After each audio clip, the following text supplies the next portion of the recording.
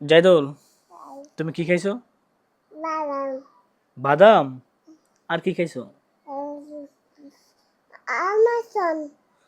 আনারস।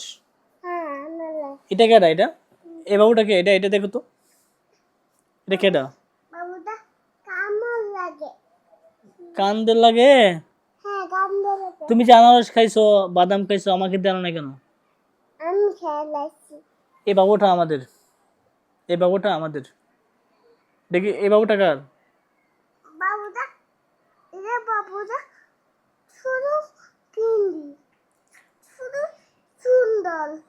শুধু সুন্দর। এটা বাবুটা আমি নিয়ে ফেলবো। হ্যাঁ, এটা আমাদের বাবু। এটা